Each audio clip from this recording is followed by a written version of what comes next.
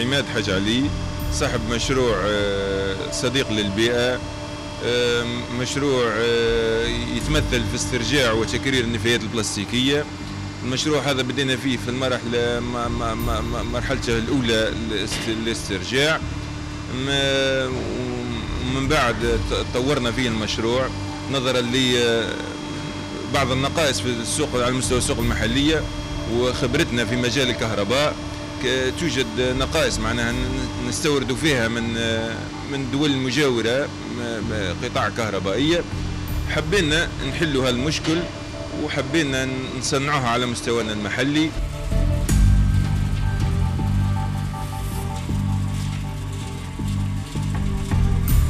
من الأشياء الغريبة اليوم أن ماتير كما هذا ولا قطعة كهربائية كما هذه أن نستوردوها معناها، والنفايات موجودة في كل بلاصة في على المستوى المحلي. نقدر نصنعوا منها هذه القطعة.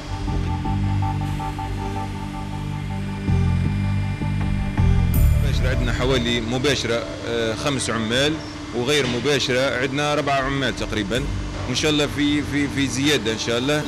القطعة هذه اللي كنا نستوردوا فيها وقت ما بعملة صعبة، ولينا موفرين الكمية نتاعها، وإن شاء الله منا وجاي نولوا نجلبوا بها العملة الصعبة إن شاء الله.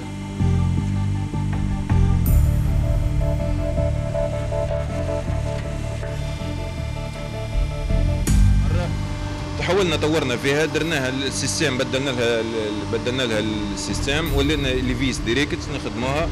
ان شاء الله نطوروا فيها ونزيدوا نطوروا في عندنا قطاع اضافيه.